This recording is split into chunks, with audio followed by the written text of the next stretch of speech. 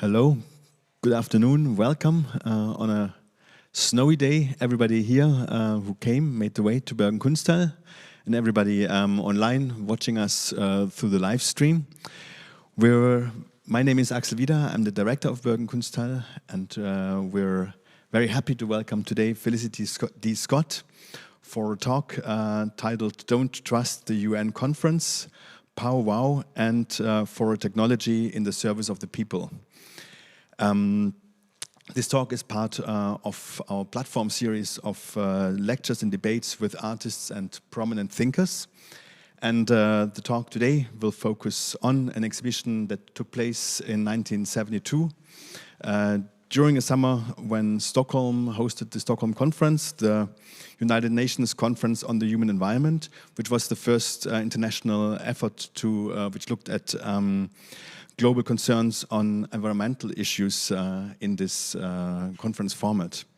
And we will focus specifically on one exhibition that took place at an alternative or counter exhibition space that Moderna Museet ran, called Filialen, and an exhibition there by the collective, the Swedish collaborative Pow Wow.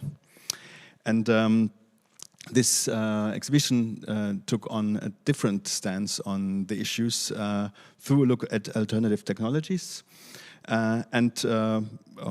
I'm reading a short part from the abstract. Pow Wow's contribution is recalled here as a remarkable attempt to open up a new type of political conversation about alternative, quotation marks, soft or people's technologies, moreover against the prevailing ethos of development and the reorganization of the larger milieu to integrate the system of nations into a global economic paradigm. Pow Wow sought out strategies of cooperation, independent economic development, resource conservation and other activities subversive to the capitalist system. There was also a quote.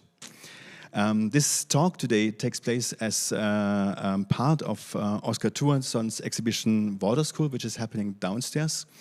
And we invited Felicity D Scott to talk about this project at Filialen in 1972 to open up a discussion, on a broader discussion on exhibition formats that deal with environmental issues, questions of concerns of the environment in an exhibition format, and occupying a space between architecture and art in a discursive format. As I mentioned, the talk takes place as part of this program accompanying Oscar Tuazon's show, but we're also happy to have Felicity Scott here today because she was on our list of wished talk speakers since a long time, as really a thinker and writer, historian, researcher who has been really important for us thinking about programming at Bergen Kunsthall on many occasions. There's many other possible connections to exhibitions or programs we did that would be possible. But this was a really good and fitting context, so we're very thankful that you made the way and that we could welcome you here in Bergen with us. Felicity Scott is a professor of architecture and the director of the PhD program in architecture, history and theory, and the co-director of the program in critical, curatorial and conceptual practice in architecture, CCCP, at Columbia University at the Graduate School of Architecture, Planning and Preservation. And she has been the co-founder and editor of a now legendary magazine, Grey Room, still existing. And we'll hear more from her in a second. She has published two really seminal books, one from 2007, Architecture or Techno-Utopia, Politics After Modernism, and Outlaw Territories, Environments of Insecurity, Architectures of Counter-Insurgents, published by Zone Books in 2016. And I think the latter one, at least, is available here in the bookshop as well. So, yeah. Interesting. A few technical remarks. This event is live streamed. There's two cameras back there. Please be aware if you don't want to be captured on screen. We have a toilet, which is behind the doors here or downstairs. We planned to talk the talk around 45 minutes, and there's possibilities for questions afterwards. Please make use of this. There's a microphone for this as well, which will be handed out, and it's important to use it, not because the space is so big, but otherwise it's not audible for online audiences. Yeah, thank you very much, everybody, for coming. Thank you, Felicity, and thanks to the team at Bergen Kunsthall who has produced this event dutifully. Thanks specifically to Vilja and Henrik who are with us today. Great. Yes, I hand over to Felicity. Thank you. Thank you, Axel, for the invitation to come and speak, and also because of that, for the occasion to see Oscar Tuazon's show, which is a really remarkable reprise of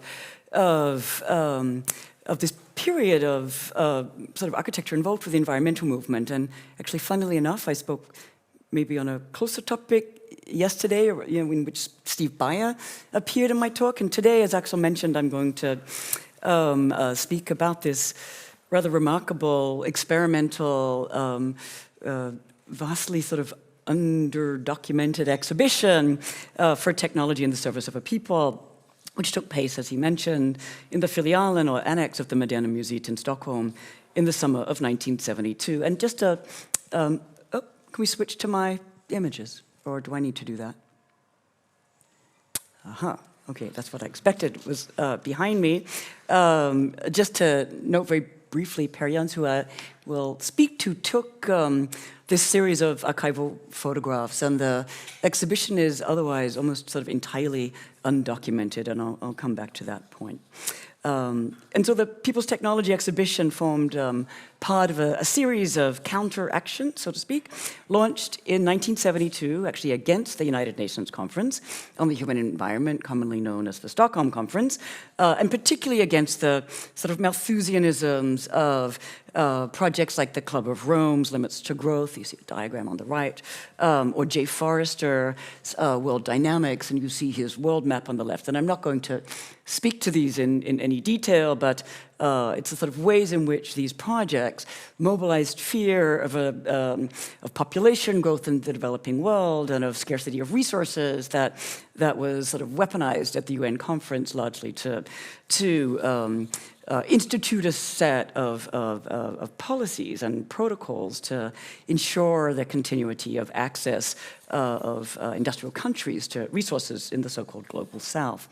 And so, let's say, against the, well, I guess what I'm going to say here is, I'm going to argue that we should read the Stockholm Conference then not as countries coming together in the interest of saving the environment or the planet, but precisely, as I just alluded to, in the interest of making resources and actually cheap labor available for the massive expansion of global capitalism throughout the so-called developing world, largely, as I mentioned, in the wake of independence movements and widespread decolonization. So to make it safe, that is, for something like a World Bank model of development premised on economic growth and fueled precisely by these types of claims to scarcity.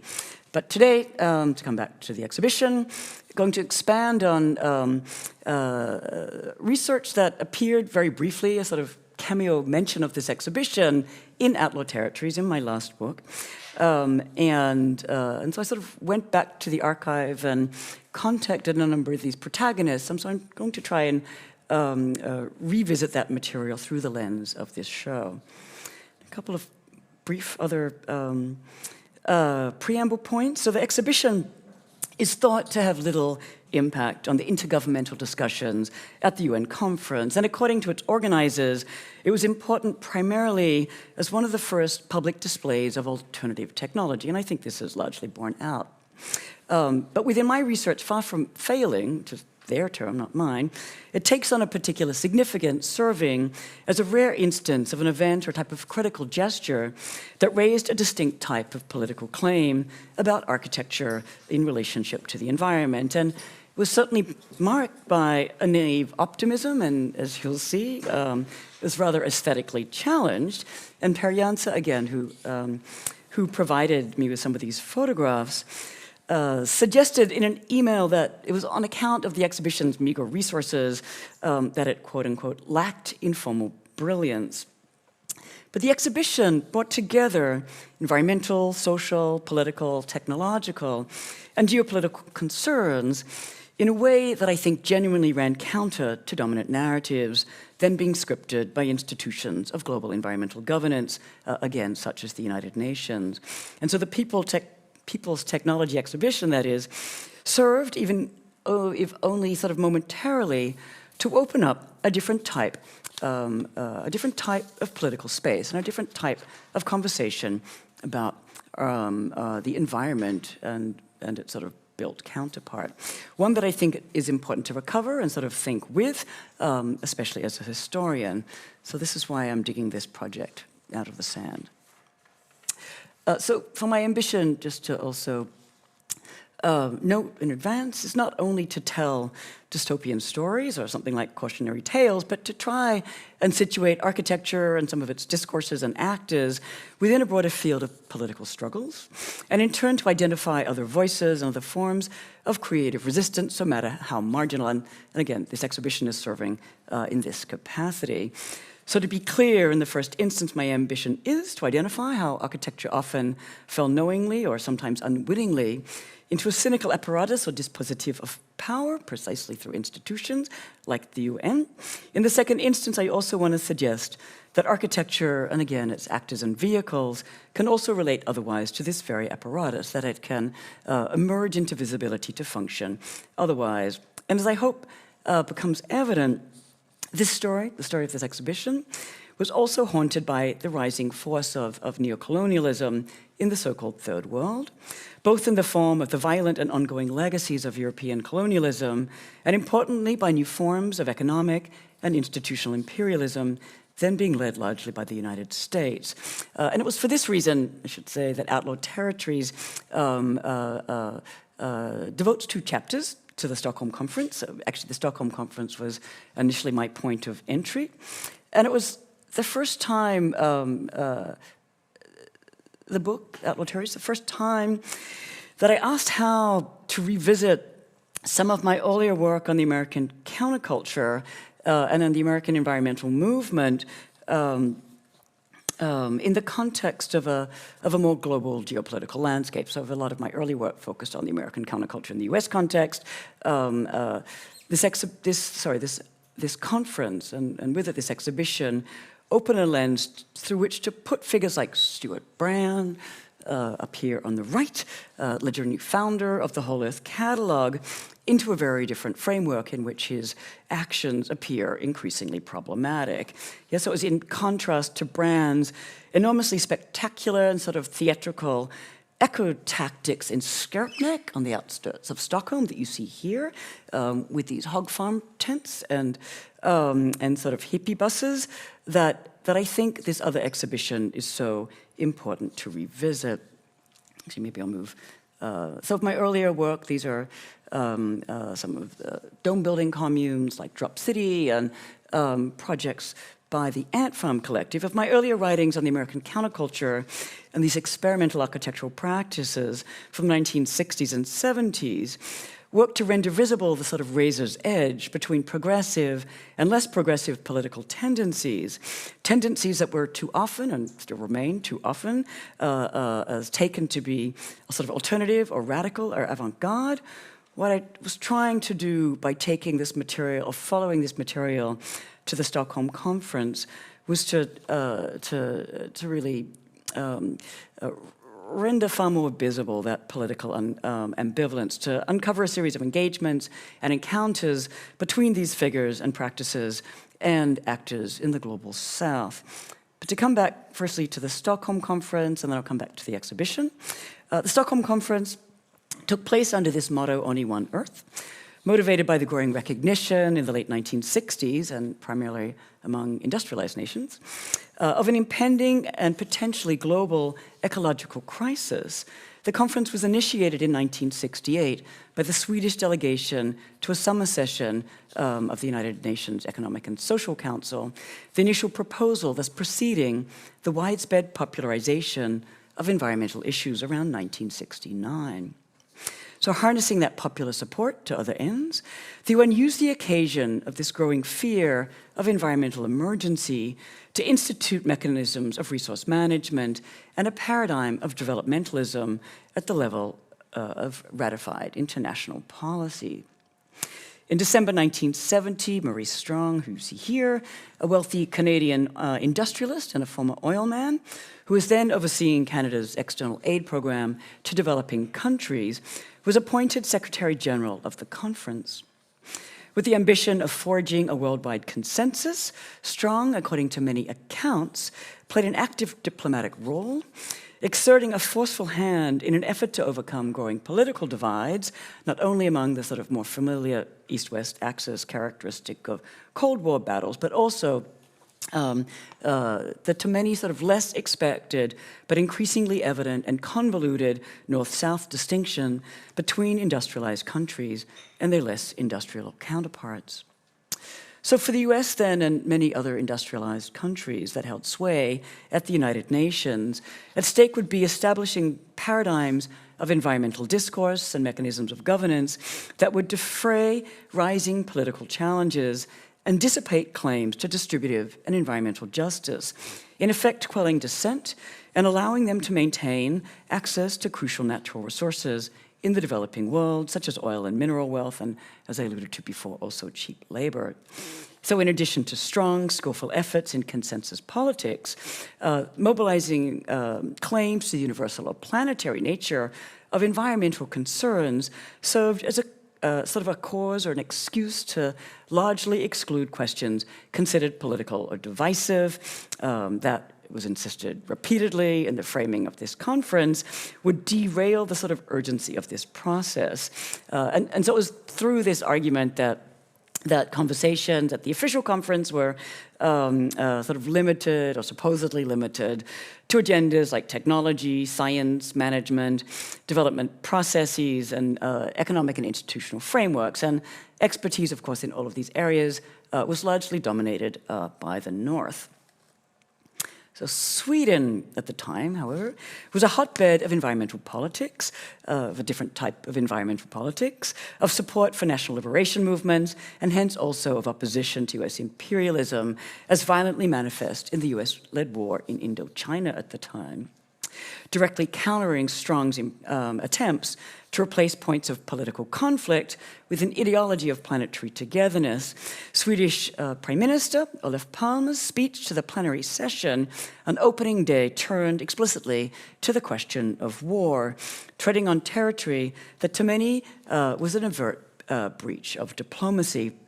And I quote him here, "It's terrifying that," to quote the draft declaration, he told assembled delegates and press, that immense resources continue to be consumed in armaments and armed conflicts, wasting and threatening still further the human environment.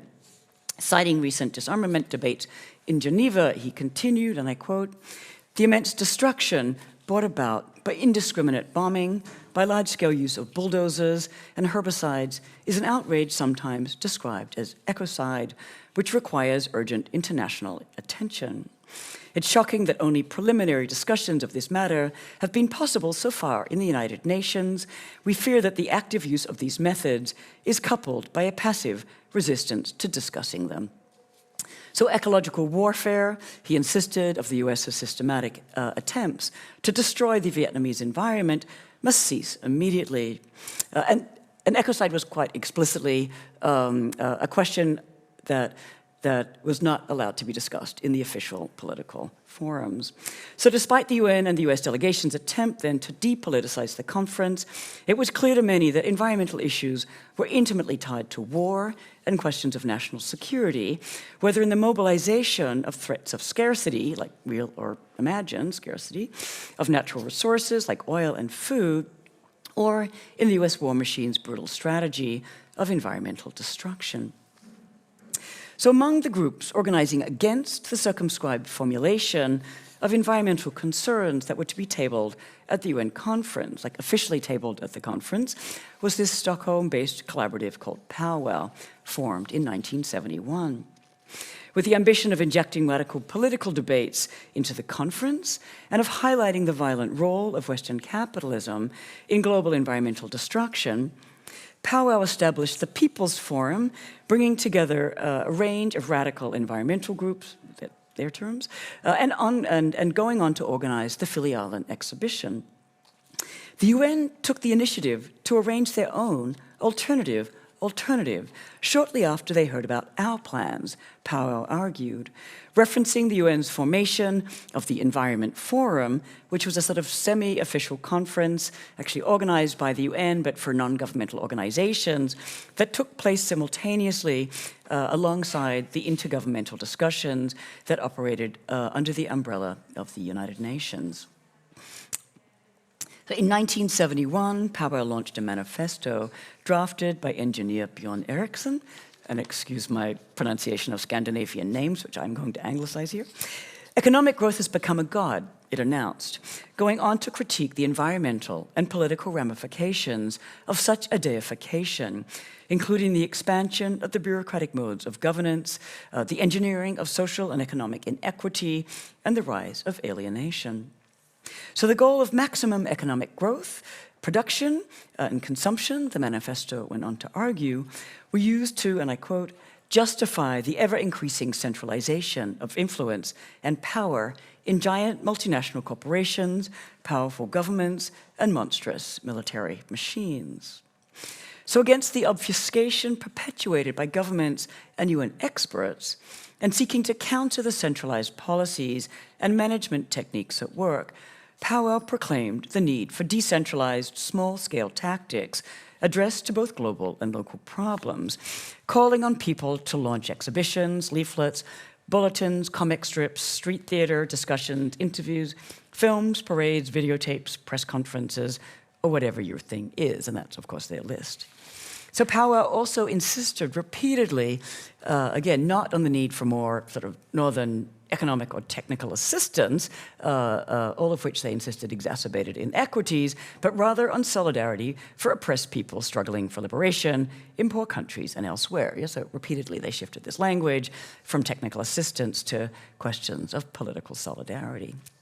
So in advance of the conference, Pow Wow published this newsletter that you see, situating their actions within a longer history of environmental and anti-imperial activities in Sweden, and announcing a cultural revolution, that's their term, in defiance of the United Nations Conference, where, as they put it, the great bureaucracy of bureaucracies will try to make our decisions for us.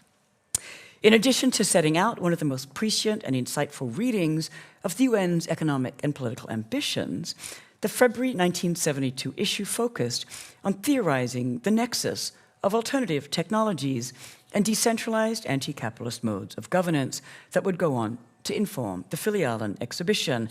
And the exhibition effectively turned their manifesto into an exhibition format. So moreover, in collaboration with the architect Peter Harper, a British architect, and others affiliated with the magazine Undercurrents, Eriksson formulated agendas for the Alternative Technology Show, initially conceived as part of planning for the People's Forum. As that document that you see here explained, the Alternative Technologies project would be divided into parts. One would be theoretical and one practical, which translated into basically a set of discursive and a set of sort of demonstration projects. The theoretical side would take the form of lectures, teach-ins, and discussion sessions at the ABF House in Stockholm, which they had booked for the duration of the conference, much to the consternation of the United Nations and local Swedish officials. The practical side would take the form of the exhibition, and to that end they invited people to contribute information, drawings, photographs, and small items of hardware for display, along with material to be synthesized into what they called a comprehensive report on the state of the art of alternative technologies. So for Pow Wow then, environmental care, resource management, and questions of social justice should come together for politically progressive ends in industrialized countries and in the so-called third world, but only once sort of uncoupled from capitalist forces. And this is the Forum is the magazine of the Environment Forum, which is the NGO Forum, a magazine actually published by the UN, just to put this into conference. So I just want to come back to this sort of landscape of different supposed alternative groups. So although applauding the prospect of a diversity of viewpoints within the Environment Forum, PowWow read its establishment as a compensatory or palliative gesture and expressed concern that it may confuse things and blur the distinction between the UN conference, which includes, and I'm citing them here, which includes as a sideshow the Environment Forum, so it blurs the distinction between the UN, the Environment Forum, and possible forms of criticism of it. In other words, they read the Environment Forum as a type of smokescreen to detract from a critique of the war in Vietnam and from environmental activists' ability to send a counter-message to governments and journalists assembled in Stockholm. By June of 1972, 3 camps that PowWow identify had emerged. They are the UN Conference for Governments, the Environmental Forum for NGOs, and their own People's Forum for People. By this time, it had been joined, as you see here, by a series of other groups. The Skerpnak appearing here is Stuart Brand's Life Form Initiative. Daidong was a set of Third World scientists, and John Llewellyn's Convention on Ecological Warfare, or ecocide, is also represented here. And these, they argued, further began to blur the distinctions, creating this sort of complicated set of alliances. So although PowWow initially played a central role in the founding of the People's Forum, conflicts among its members left them largely marginalized for the forum by the time of the UN conference. As many in the group believed, this was not accidental, but was actively engineered. And among the issues was Jan Filialen, who had accepted funds from Stuart Brand and Brand's Life Forum, whose connections to the CIA through the Kaplan Fund soon came into visibility. And I also want to show this image. And this image on the left is a sort of iPhone photograph taken by Per Jans during a presentation I made in Stockholm in 2012. And he'd spoken to me about their understanding of the sort of infiltration of European radical groups by CIA affiliates, what he called the Nixon bunch of gangsters.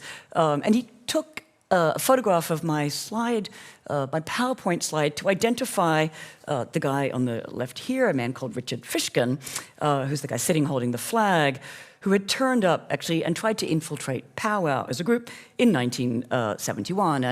And he later sent me this image of Fishkin appearing with US representatives. And so with the exception then of events listed in Forum, there were very few media traces of PowWow's efforts. Yet PowWow activities stand, in retrospect, to underscore my earlier point, not only as a rare instance of an architectural contribution to the Stockholm Conference, but as among the most precise critiques of the economic disposition sought by Strong and his allies, which was always leading, of course, to more economic growth. On June 12th, in association with the exhibition, People's Forum hosted 2 PowWow sessions, and this was actually the only time they appeared in a People's Forum event. And the first of the sessions that you see here, with Barry Commoner with his hand up, critiqued the contemporary capitalist apparatus within which new technology was developed and operated, going on to offer prospects for alternative political structures. And the second, which I don't have an image from, featured decentralized production in contemporary China and the technologies and political autonomy that was associated with those activities. In addition to these panels, PowWow staged a series of interventions, what they called a counter-information press center in Skeppsholmen, distributing leaflets that were titled things like "Don't Trust the UN Conference." They also organized a June 4 solidarity action across Copenhagen and Sydney and London, New York, San Francisco, Tokyo, and Stockholm, again, which articulated a very different figure of a global, if decentralized network, in this case of activists. And finally, the exhibition, sometimes translated as toward a people's technology, sometimes for a technology in the service of the people. Again, the exhibition on soft alternative technology. So the international exhibition team was led by Björn Eriksson in association with Peter Harper. Other participants included various bokholders, Per Jans, Godfrey Boyle, Michael Chris, Barbara Hammond, Ian Hogan, and Chris Ryan. And PowWow ran a series of seminars on things like the use of wind power, alternative transport during the conference. And together these activities forged a knowing, if quite preliminary, dialogue with the matrix of technology management and policies at work in the UN conference. I'm just trying to suggest here that it was a very precise desublimation of the ways in which questions of management, technology, and economics are being framed at the UN conference. Here we have them in the Filialen. And so the exhibition was located in the Filialen, a short-lived experimental annex of Moderna Museet, curated by Per Stolpe, himself a driving force behind the AT show. Stolpe was hired by Pontus Hultin to run the Filialen, and through this alternative venue, to introduce into the museum more radical social and political concerns, including protest actions, countercultural activities, free speech initiatives, and third world movements. As Kim West has demonstrated in the exhibitionary complex, the Filialen formed a key part of the museum's laboratory years, part of a testing ground to reconceive the museum as an information center, porous to social life, to political events, and to media technical transformations. In Stolpe's words, as cited by Kim West, the museum was to be a forum for the capture, documentation, and discussion of the significance of contemporary images, a place where we meet to encounter different kinds of visual intentions, a site where we discuss and take a position toward new images, end of quote. And among the shows that Stolpe hosted, marking the Filialen's leftist and anti-colonial agenda, and I don't have any images of this, was an exhibition called My Home is Palestine, and actually a whole series of actually really important shows, all of which were considered largely failures, but I think they remain actually quite significant. With other shows dedicated to women and to people's images, the latter inviting people to send non-professional images for display and exemplifying the polemical shift from the presentation of artworks to more popular images, and with that shift from the centrality of artists as authors to the collection of information and documents compiled by networks of people themselves now reconsidered as participants. And this was the logic that the show I'm looking at also performed. So the People's Technology show is very much in line with this ethos, and also, we could say, with this aesthetic, or this image aesthetic. As Stolpe detailed in the report, upon the Filialen's forced closing in 1973, the exhibition included a range of alternative technology displays in many formats, text and image panels, collaged murals like the one you see here, models, posters, installations, maps, slides, pamphlets, and books. And I don't have any real installation shots. I only have these shots of sort of close-up shots of these objects, these installation pieces. So it was, moreover, as Stolpe explained, a constantly growing and changing exhibition. For the exhibition group processed and expanded, the exhibition gradually, anyway, they processed and expanded works in the exhibition during the first month in association with the exhibition's audience. So entering the show, visitors were presented with an introductory text outlining the ambitions of the show, as it polemically called for transforming simultaneously both the means and the relations of production. What they cast as promoting technological change in alliance with creating, and I quote, a social and political system that serves the people's real needs. As PowWow explained in a manifesto, and I quote, we are interested in technological change that could promote the following goals: workers' control, fulfillment through creative work, community cooperation, independent economic development, low levels of specialization, low energy use, local self-sufficiency, resource conservation, environmental quality, recovery from industrial collapse, low risk of major technological disasters, and they're thinking here, of course, of nuclear power, activities subversive to the capitalist system, end of quote. Moreover, they went on to suggest that the heterogeneous examples in the show range from the immediately practicable through the somewhat revolutionary to the frankly utopian. The purpose of the exhibition, they underscored, is to show both old and new ways of doing things which are liberating and non-exploiting. And so also the show moved from the opening panel through these wall-sized sort of collages depicting urban alienation and on to a series of exhibitions dedicated to things like the Multrum system of converting like kitchen waste and feces into compost, hydroponics, low-impact food sources, hand looms and natural fibers for clothing, alternative energy like solar, tidal, methane, and wind energy, housing with an emphasis on energy efficiency, traditional building materials, materials derived from industrial waste, as well as biotechnic housing estates, and an AT research community in Wales, formalized the next year as the Center for Alternative Technology. And so a whole series of things that we now affiliate with alternative technology that at the time had not yet been sort of codified as such. And again, I apologize, I don't have images of these installations, but further sections depicted a village in Skansen, in the vernacular architecture exhibition, the outdoor exhibition in Stockholm, a model of a village in Sweden's Dalarna region demonstrating the application of technologies on display, and a large screened area presenting a Chinese village as an exemplary coordination of alternative technologies and alternative societies. Finally, a section was given over to a workshop equipped with tools and provisions, and a table inviting ideas and contributions from visitors. And as stressed by Stolpe in his report, the show was designed to grow and transform, again, in collaboration with the audience, and hence we find these sorts of additions. And Harper also went on to recall that during the course of the summer, many enthusiasts contribute these sorts of documents and images to the installation. So in addition then to these sorts of practical demonstrations, PowWow's ambition was always to initiate what they called a theoretical framework for the incipient field of alternative technology.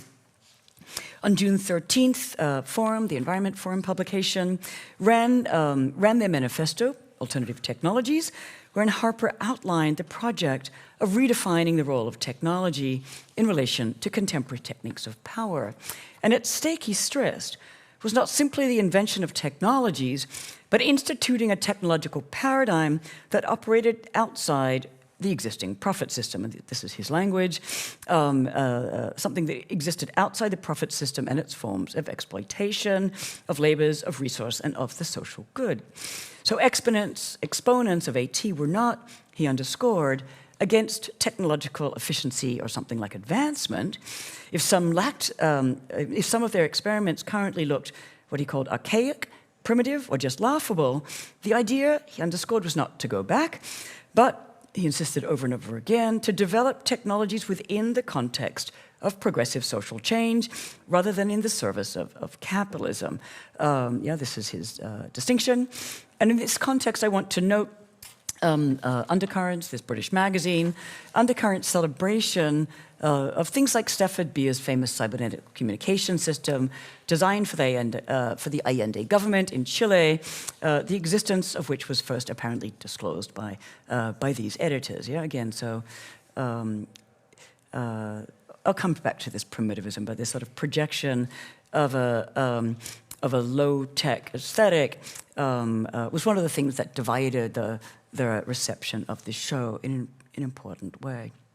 So central to the shift then, away from the apparatus of capital or entanglements with capital, AT activists believe were strategies of decentralization, putting technologies back into the hands of users to promote political autonomy. In a preparatory document, Erickson and Harper listed as key the relationship of AT to worker self-management, to what they called revolutionary practice, to third world conditions, and to overcoming commercial resistance to alternative technologies.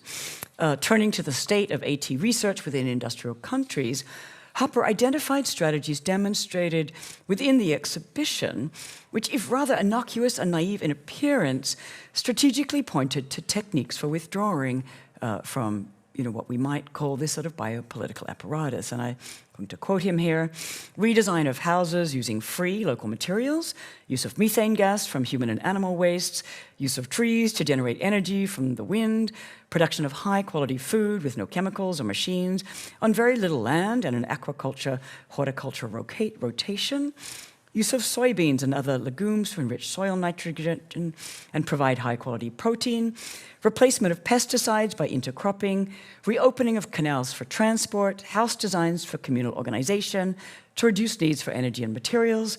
Sorry, it's a long list. Mixed living house and greenhouse, use of natural fibers in place of synthetic ones, ecological rather than engineering approaches to medicine, end of quote. And so these are just images from the show. So reversing trajectories then, I mean, these are a very precise list. It seems like a laundry list, but it's actually a very precise sort of reversal of the multiple trajectories along which the US government and multinational corporations had sought to organize the post-war milieu. And so in this sense, the list can be read as a form of direct critique, not simply a practical program. Each practice targeted powerful industrial players, construction firms, gas and private utility companies, agribusiness, the petroleum industry, automobile and transport companies, pharmaceutical corporations, all of which retain vested interest in continuing and expanding current dimensions of modernization. So their promotion, for instance, of ecological medicine was hoping to undermine what they called the synthetic chemical insecticides like DDT, which was then precisely part of the US machinery driving ecocide in Vietnam. So at a moment then when technology transfer to the third world was being promoted by the UN's development decade, multinational corporations and NGOs under the rubric of appropriate technology, although this is just prior, I should say, to sort of World Bank really appropriating this language in a more powerful way. Yeah, so right at this moment, PowWow's position implicitly questioned this profit-driven expansion of industries. I've got jet lag. Industries dependent upon technology transfer.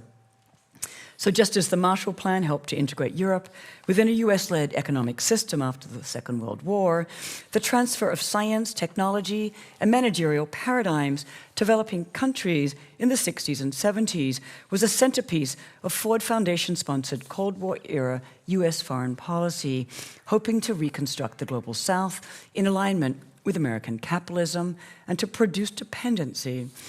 So it remains an open question, Harper concluded, marking their political agenda, whether we should start to work on the technical side before or after the revolution. In other words, whether developing technologies was potentially playing into the hands of this technical transfer machine. So reporting on the Stockholm Conference, the Christian Science Monitor condescendingly referred to PowWow's pictorial exhibit in an article on the need for a global viewpoint. Pointing to a central paradox, the article noted, and I quote, "Here are picturesque concepts for a return to a kind of non-polluting, do-it-yourself homespun lifestyle. To representatives of developing countries, this looks very much like the anti-people technology of underdevelopment that they are anxious to outgrow, i.e. the sort of form of life and of development that developing countries were seeking to escape." So ask PowWow members about this, and you get embarrassed vagueness in reply. None of them wants to suggest that developing countries should remain poor. Beyond rather unspecific suggestions for a change in total world lifestyles, they have no handy solutions to this dilemma.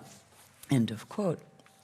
So it's not surprising that PowWow and British AT figures did not have handy solutions to such enormous issues, and indeed they cast the exhibition as a platform for provoking relevant discussion and outreach. Erickson and Harper admitted that the heterogeneous and at times contradictory tendencies brought together under the rubric alternative technologies did not add up to a coherent philosophy, adding, but never mind, the intent of the exhibition is exploratory. So important to my larger story, what Hopper identified as the archaic or primitive appearance of the provisional technologies on exhibit in the Filialen is not to be conflated with the mediatic and theatrical qualities of the primitive, quote-unquote, primitive lifestyle displays in the hog farm's tent city in Skerpnack. This is the project supported and sponsored by Stuart Brand.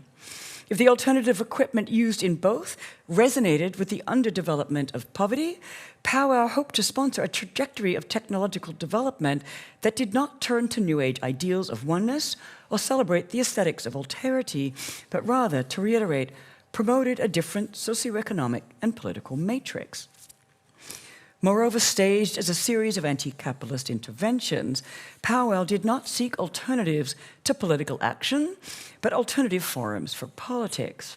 In other words, the exhibition sought a political register that was largely eradicated in life form through Brand's spectacular but palliative deployment of countercultural aesthetics and tactics.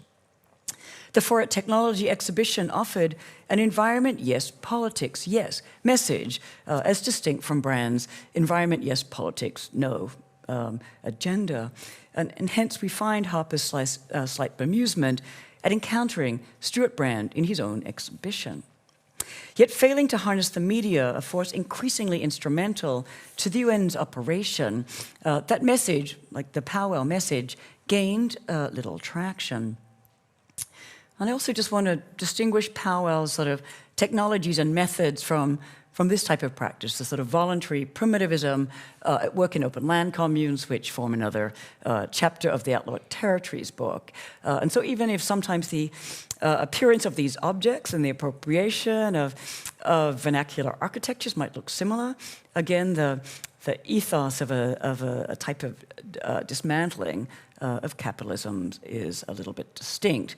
So we could say something like open land communes, PowWow's ambition was to withdraw from the extant apparatus of capitalist development, but rather than identifying down and failing to actually dismantle that, their practices sought to actively put pressure on those pushing technologies for profit. So it's not simply a gesture of exodus or withdrawal, it was a gesture of intervention. So while adopting the format of an exhibition, always and already a media format, both its content and its display, we might conclude, harbored little of the media savvy, not only of these types of open land communards, but also of Brand's life forum activities and the Hog Farm's life show, all of which was sort of easily captured into the popular press. So I quote here, "Perhaps alternative is not a very good generic name to use. PowWow came to muse in the context of the Filialen exhibition, but it's the only one vague enough to cover the wild zoo of gadgets, materials, processes, skills, principles, and philosophies that we feel to be groping in roughly the right direction." So AT, as their remarks imply, was not new.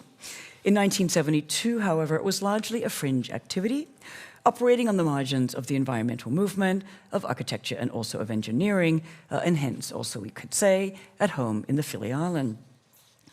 Harper identified a diverse range of nascent gropings: new alchemy, soft technology, counter-technology, people's technology, ecologically based technology, biotechnics, natural technology, utopian technology. Don't need to go on, there's a whole list of these. And he reiterated this diversity in his publication in Forum, paying attention to the political distinctions across this range of terms. He also alerted the reader to their potentially ambivalent deployment, noting that such ideas can be easily misused. Easily stripped of dimensions like political autonomy or questions of self-determination, AT and the striated socioeconomic structure that these low-tech images suggested did in fact prove profoundly ambiguous. So in the wake of that, Harper and Boyle, the editors of Undercurrents, soon adopted another term, that of radical technology, as a substitute for alternative technology in attempting to move away from what they called pure gadgetry and inscribe technological innovations within what they called a total movement toward a new form of society. So environmental historian Francis Sandbach read this change of terminology, to reflect AT's anti-establishment intent, noting that its timing coincided with a moment when the technological fixed aspects of the ecology or scientific approach to things like solar power or wind power, of alternative housing and so on, started to become part of establishment policy. And so although corporate interests would soon win the struggle against the rise of less profitable alternatives like solar power, especially through influencing energy policy, the popularity of things like E.F. Schumacher's Small is Beautiful, Economics as If People Mattered of 1973, and the panic set off by the OPEC oil crisis that year meant there was a brief moment in the early 1970s where AT indeed entered the mainstream. Hence the 1974 appointment of Sim van der Ren, who had been president of the Farallones Institute in Northern California, as the state architect of California under Governor Jerry Brown, and the establishment of a very short-lived Office of Appropriate Technology in 1976. Yeah, so this moment where AT became official government strategy. So as an index, this rise of AT, I want to posit two sort of connected legacies to the Filialen show. First, the Moderna Museet's 1976 exhibition Ararat, Alternative Research in Architectural Resources, Art and Technology, for which Bokalders from the Filialen show played a key role. And Ararat, we'll come back to this, actually was later staged as the Scandinavian exhibition, contribution to the Venice Biennale. I'm going to come back to this. I just want to compare the Ararat show to another exhibition of 1976, an exhibition of alternative technology that took place at the Habitat Forum, which was the NGO forum for the 1976 United Nations Conference on Human Settlements, also known as Habitat. Yeah, so I just want to briefly unpack these two technologies. So in a 1973 issue of Undercurrents, Harper offered a brief history of alternative technology, after citing groups like Street Farmer, the Whole Earth Catalog, New Alchemy, and their bulletin, and various meetings in the United Kingdom as landmarks. He turned to Stockholm, noting then there was the UN Stockholm Conference in Stockholm and an exhibition of people's technology, and nothing came of that, except to learn what an incredible effort it is to get such things together. And again, this narrative is that nothing happened. So one spin-off he did concede was an attempt to further define the scope of AT, which became the Undercurrents Guide to the Sources and Contexts in Alternative Technology, which was published in an early 1973 issue, reiterating not only the means of production, but that the means themselves must be changed. And later in the editorial, he recalled, I was invited as a token hairy freak and angry young man to a rather poncy or pretentious conference in Paris on appropriate technology for development, trying to explain to the very straight development economists and international civil servants just why we should be doing it here and not out there in the third world was not easy, because they didn't share any of my assumptions. And again, this question of whether or not to deploy AT in the first or the third world was the struggle going on here. So Harper went on to reiterate the heterogeneous and non-systematic nature of his own references and ideals, but more importantly, he recognized or encountered the fact that development experts, too, were now trying to expand their expertise to include these types of alternative technologies in their weapons against poverty, that they were trying to do so now for the deployment in the third world, and needless to say, without hoping to transform the larger economic and geopolitical apparatus at play, but rather to feed these ideas into that type of framework. And indeed, it was this appropriation from above, so to speak, that was all too evident and evidently on display at the Habitat Conference in Vancouver 4 years later. As noted by Ian Hogan, who had been part of the Pow Wow group, the alternative platforms that once provided by People's Forum, Life Forum, and even Environment Forum had all been collapsed into Habitat Forum, which you see here, the UN-run initiative for NGO participation. While Habitat Forum appeared distinctly alternative, being housed in abandoned Canadian Air Force seaplane hangars, colorfully retrofitted using countercultural and indigenous motifs and recycled materials. These events were contained, managed, and quite literally policed. Habitat Forum included both an extensive indoor exhibition of alternative technologies that I showed before, and an appropriate technology village, a sort of outdoor village where we find things like Buckminster Fuller's Now House, and an assortment, sort of array of domes and teepees and log huts and plastic igloos and these sorts of things. What they presented as low-cost shelter techniques that were somehow ideal for developing countries, and presented here without any irony. So the exhibit's authors often stressed the utility of these technologies as disaster and or refugee housing. Their relevance to developing countries remained unclear and were largely not welcomed by third world delegates and visitors to these exhibitions. Few exhibits demonstrated either connections to the needs, resources, or forms of life of those developing countries, manifesting instead problematic structures of identification down. As Hogan recognized, the technical fixes on display were distinctly out of sync with the societal fixes that were then being sought by those third world delegates. So if many of those speaking and exhibiting at the forum imagined themselves to be pursuing a progressive form of social design for poor countries, in focusing on technical questions only, their conceptual and political frameworks were radically out of sync with their intended beneficiaries. During the 4-year interval since Stockholm, the battleground of global environmental control had in fact shifted quite dramatically. In the wake of the OPEC oil embargo and the end of the war in Vietnam, and with ongoing tensions in the Middle East and the rise of the Group of 77, strategies contesting the West's ambition to global governance had ramped up, as had the counter-strategies of powerful nations within the UN who were adamant now about maintaining their privilege.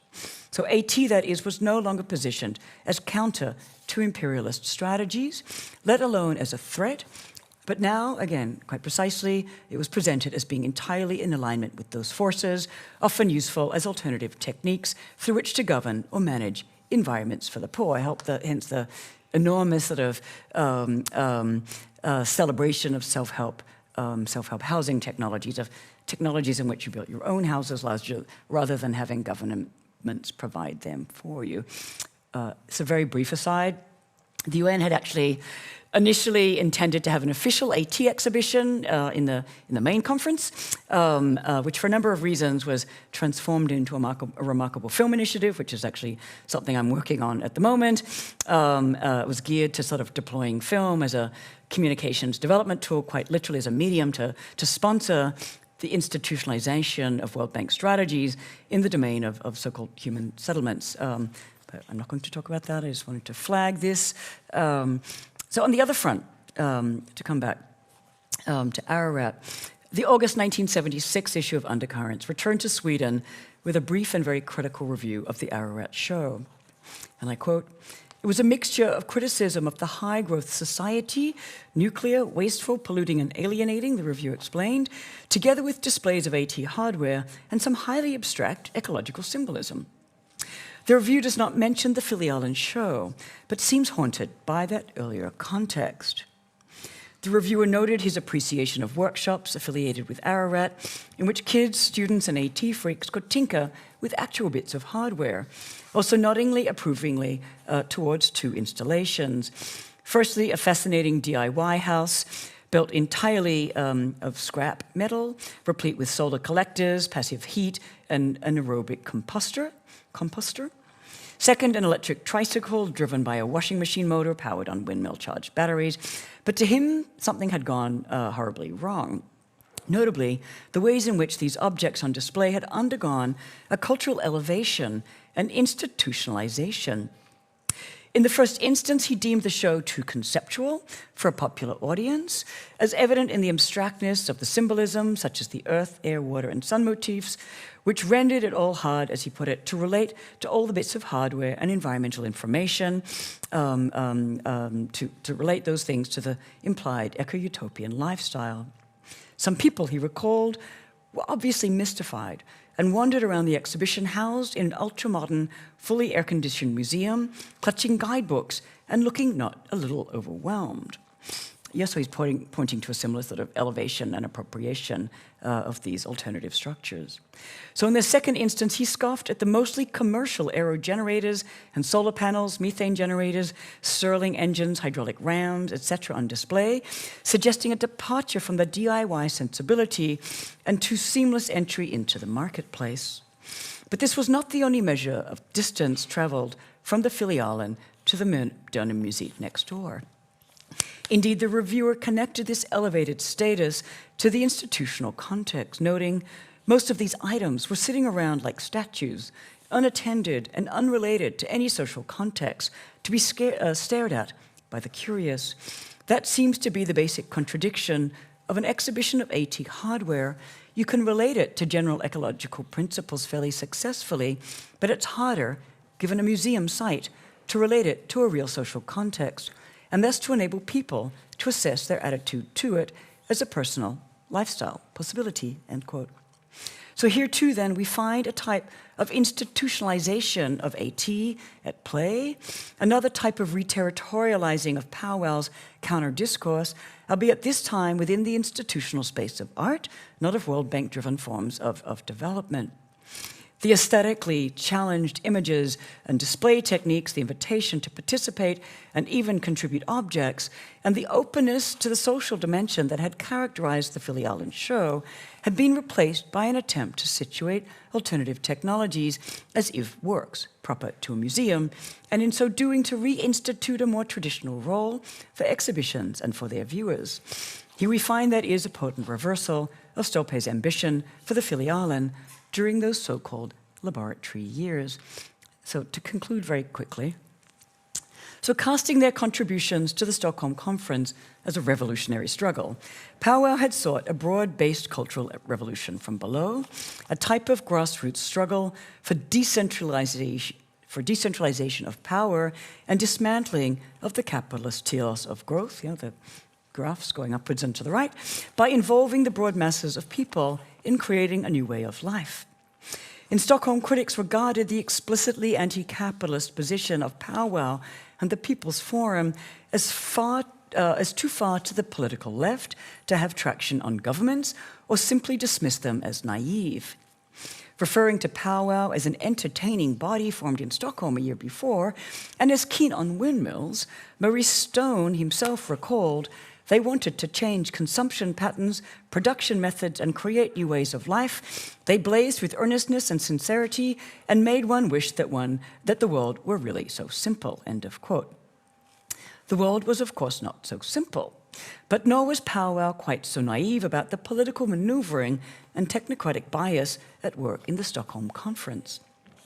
Anticipating the tyranny of the dominant culture, their newsletter had read conference preparations as a masterpiece of political opportunism to structure debates among government delegations and to ensure what they called the postponement of politically sensitive issues. The ratification of an action plan and establishment of Earthwatch, they went on to speculate, are likely to be little more than endless compromise and marketing of political and economic interests within the power structures, and it will all go on behind a veil of quasi-discussion on the environment issues, and in this they were almost entirely accurate.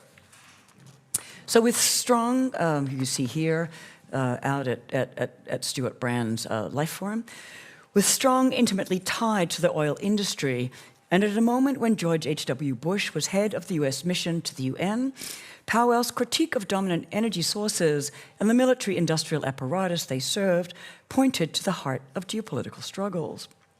By contrast, Life Forum's theatrical and media-savvy demonstrations of alternative lifestyles, to recall another node in this matrix, posed no threat at all to the US economy.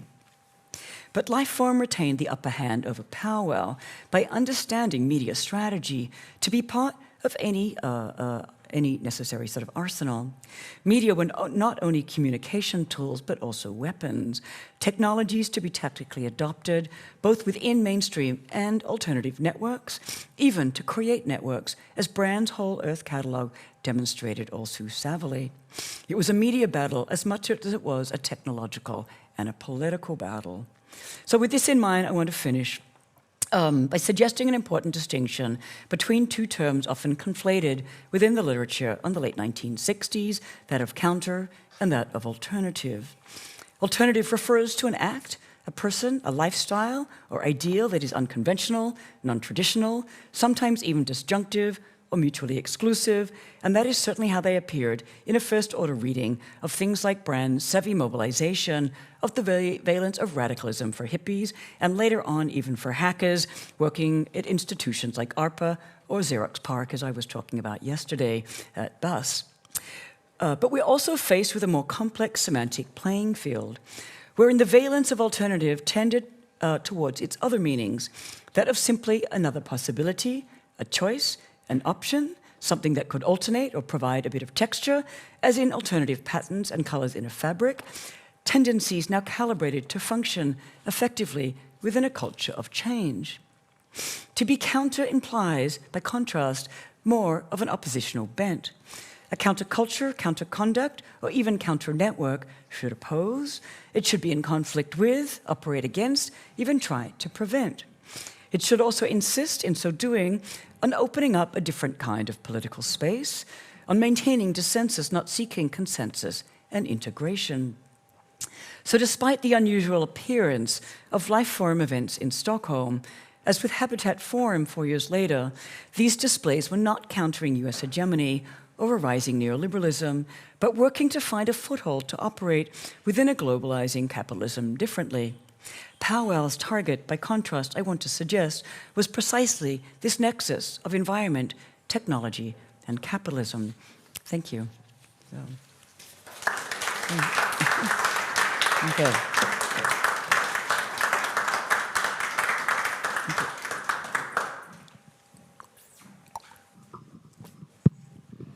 Thank you so much for this extremely insightful and actually a lot of material also in the presentation. It's great to see.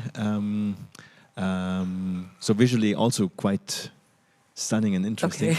Okay. Yeah, but we wanted to give a chance to questions and or comments. And maybe I want to start with one small point, which is the term technology that you explained a lot around the way that it was used, but I was actually surprised that it was so unchallenged in the project. Which is, sorry, the term of technology. Oh, yeah. In itself, because like especially thinking about the early environmental movement, technology was seemed to be often have been seen as a target in itself, or like as something that in itself is so entangled with an idea of capitalist progress that a kind of appropriation of technology seemed maybe it's basically investing more in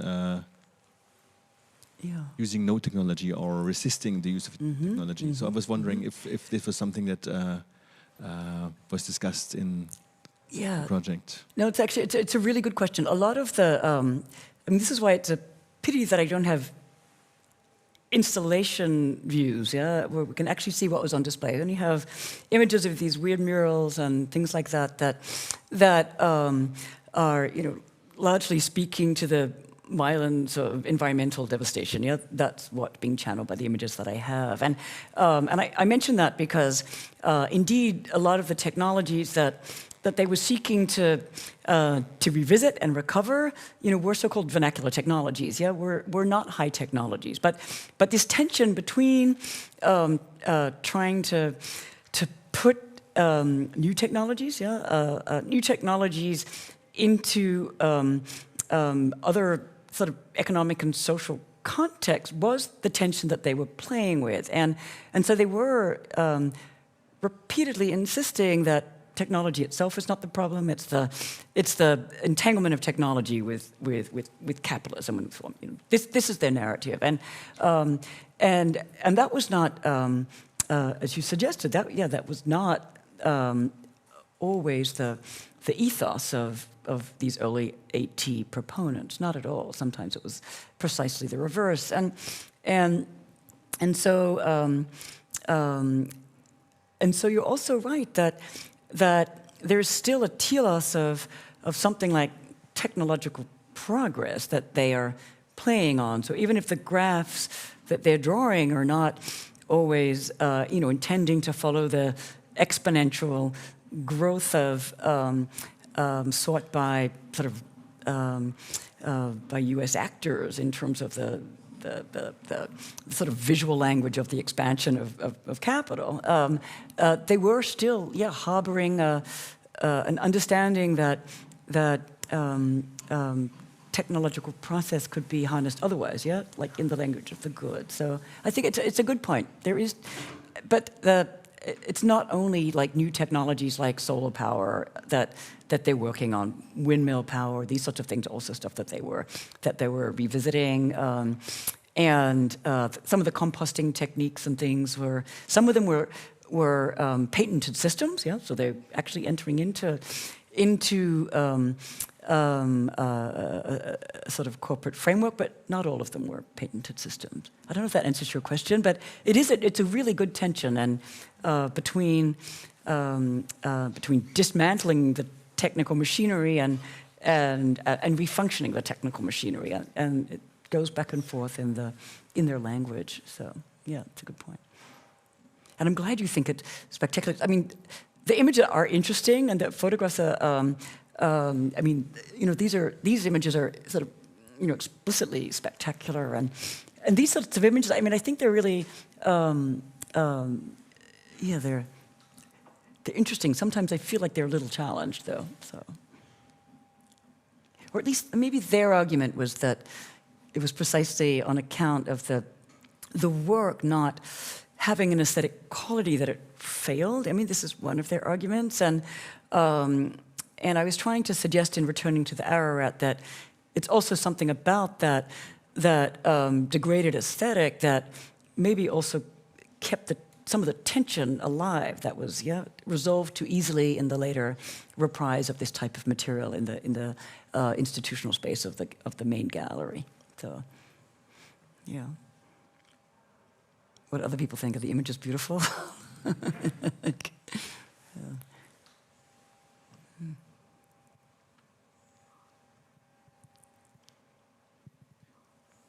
No more questions?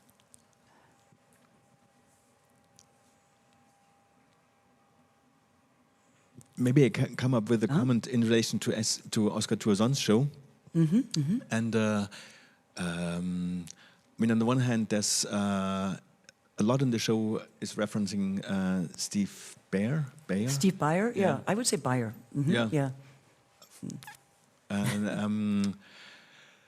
And on the other hand, there's also like a strong interest on indigenous knowledge. Or, I mean, one could say technologies. Maybe from today's perspective, the term would be rather knowledge. Yeah.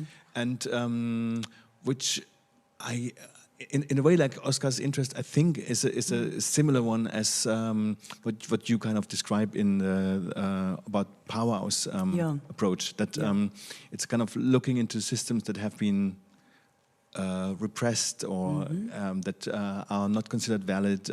So in some of the border kind of conflicts that Oscar describes and that he intervenes in with some project or that he accompanies, there is a kind of struggle of contemporary American corporate power and knowledge, often connected to university systems or like established notions of knowledge, and then I guess he in his projects tries to be solidaric and bring to the forefront a knowledge that's much more connected to indigenous people and knowledge that has been passed on over generations. And especially in the Nevada project, there was also a legal battle about the validity of what can be trusted, what is actually describing a situation or an outcome more realistically. And that has to do with how water flows are connected, and taking water from one part will also affect others. Yeah, but I was interested in how you see that kind of like contemporary interest in alternative or counter systems of knowledge connected to this project. And I mean, interesting. One side note is also that in his relation to Steve Bayer, Oscar also kind of tries to make a point that actually what he was doing, or what they as a couple were doing, is also a lot based on actually knowledge that was existing already, like going back to vernacular forms of very site-specific forms of building, for example.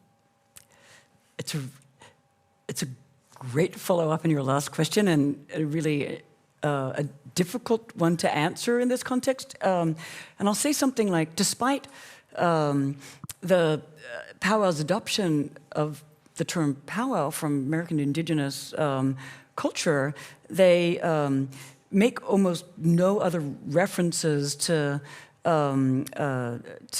indigenous epistemologies in the U.S. But it's reminds me. I showed one of the images of Lifeform with the teepee, and I'll get to your question later, but just to speak to that. And I've done a lot of work trying to critique the ways in which the settler colonial imaginary absolutely pervades American hippie culture. So on the one hand, they dress in pioneer clothes and advance this sort of narrative of manifest destiny while simultaneously adopting indigenous housing technologies. And so the open land communards also adopted the Hogan in addition to the TP. And so this absolute blindness to the histories of indigenous genocide that they are channeling, without any critique is part of my. I mean, Stuart Brand, even literally in the late 1960s, when he went to visit a series of indigenous reservations by that time to produce a project called America Needs Indians, which was a light and sound show, retrofitted a truck as a covered wagon. I mean, and took this into Native American reservation. I mean, this is the level of blindness to that settler colonial violence that we see in the U.S. counterculture. And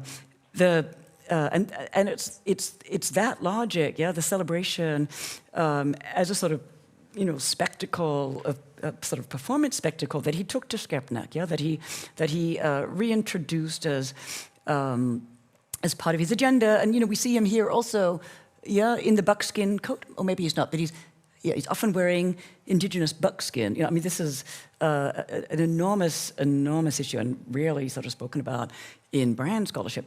And I try to get back to the contemporary thing, but it's not. It's really interesting that I would say that the sort of epistemology of this group, and this is why it comes back to your earlier question, is still that of technological advancement. Is not. I mean, even under the language of care of the land and these sorts of things, it's a largely Western epistemology that is being channeled. So it's really two Western epistemologies, like at war here. It's not in any way that I've traced. And it's such a good question. I'm pretty sure I would have picked up on any language that was like speaking what we would now call epistemologies of the South or indigenous epistemologies in their thinking. And I mean, they do use vernaculars, but they're like European vernaculars, and not in the sense of indigenous European population so much as pre-industrial vernaculars. And yeah, I don't know. I mean, I would be interested to go back and comb through the documents I do have to see if there are traces of that, but that's not the, it's not a key language. And so your question, I'll try and make this brief, but so clearly today, I mean, the other thing I'll say about Brand, like Brand also paid for, in addition to bringing Hog Farm, which is a California commune, and Hog Farm's buses and all their equipment, you know, not very ecologically sound to fly buses to Stockholm, you know, from California at that time. He also bought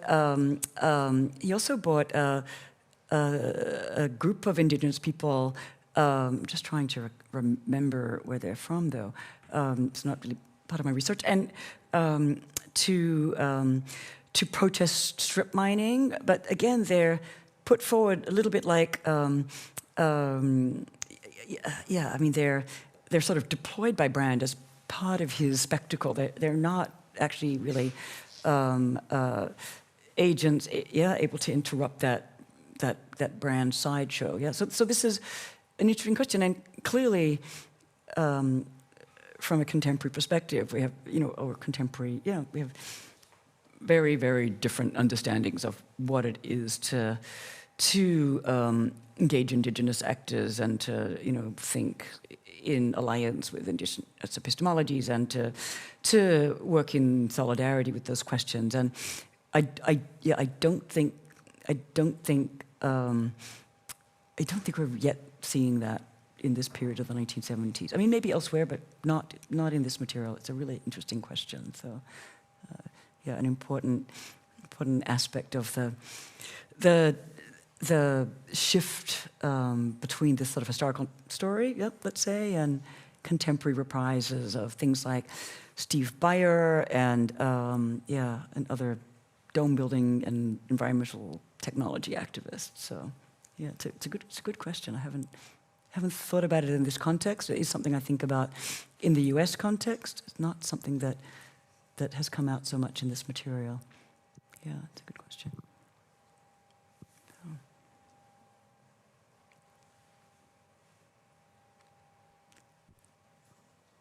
Okay, Anders.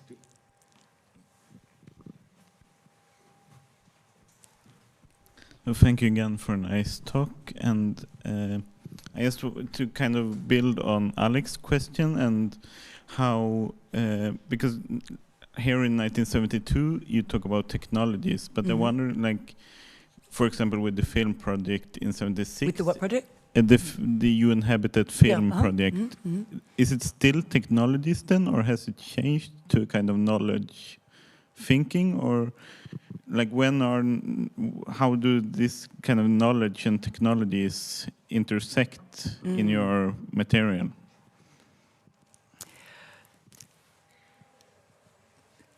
So I'm going to switch to the Habitat Film Project to answer that question, and it's and to answer it again through media, not the media of the exhibition or of print materials or all of these other vehicles that are channels of not only data collection but epistemic frameworks, forms of knowledge. To say something like, you know, not unlike the exhibition, it was a document and display project that, in the case of the film, sought to not so much engage a public, but to govern governments. The films were there to demonstrate development projects in the context of different national development strategies to convince government delegates from around the world to adopt World Bank policy. So, to answer your question, the technology is often being mediated, whether through exhibition form, through print form. This is sort of what I'm interested in: is how those technologies are tied to systems of knowledge, which are political systems. You know, particularly the ethos of development and the attempt to legislate, always under the language of the good, of bettering people's lives, of trying to implement what's ultimately a framework for capitalist extractivism. I mean, this is, obviously, to use that jargon, what's going on here. So I don't know if that answers your question, but that, I think, the technology behind the images is so closely entangled with the knowledge structures. I mean, that they're coming together through these channels to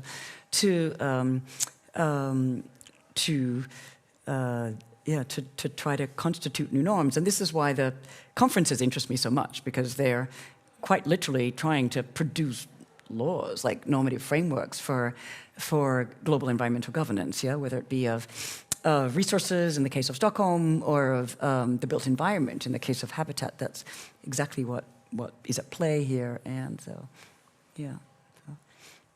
sorry, I'm pretty jet lagged today. Yes, always worse on like the second day or something. Yeah, what is that? Like, Thinking about your comments on the motivation for the climate conference in Sweden, the UN climate conference in Sweden. I'm wondering if you have an opinion on the current involvement of UN with climate activists like Greta Thunberg, for example, and if you believe that their motivation has changed, or what do you think about their involvement? Yeah, that's a tricky question. Where I'm being filmed. No, I mean, as a historian, I would do the work to, trace the fact that, it's not by accident that that framework of understanding environment through, environmental resource management continues to the present and is still largely the dominant discourse at the level of government and intergovernmental frameworks, because like Maurice Strong, also directed the Rio conference, 2 decades later in the early 90s, and Stuart Brand, still alive and well, for the Copenhagen summit and things like this. And so there are very powerful actors behind the scenes ensuring that this is actually the dominant UN framework for understanding environment. And that's not to say that their language is not more nuanced, whether it's more dangerous because it's more nuanced, or in fact has to shift its disposition towards attending to real issues. I think is up for debate, but I think it's no surprise to me that these frameworks remain very, very problematic. And I do think people are doing some interesting and good work. I don't think they're, that they're all bad actors. That's not my point. And but the question of to what degree are adjustments actually able to, shift the machinery, and to what degree are they sort of subsumed and make the machinery more powerful? This is a classic, dialectical question that we have to confront all the time. So, I don't know. What do you feel about this question? So, honestly, I think it's hard to answer, but I also have the feeling that there might be some agenda, like economic agenda, behind the obvious support of something that feels good, and you like to listen to it, and you want to associate yourself with this form of activism, but I'm not sure if it's sincere and honest. From the UN's perspective.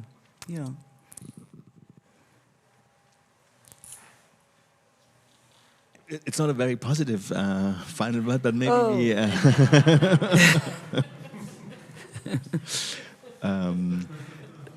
it just means that there's more to do. Come on, it's not exactly okay. That we need new strategies. I mean, that's not entirely a negative ending. Yeah, let's not leave it to the UN. No. Maybe exactly. Let's summarize. Exactly. Don't trust the UN. Okay, but then maybe we conclude, and thank you again for everybody. Thank you specifically to Felicity for making the trip. Good afternoon, everybody. Okay. Thank you.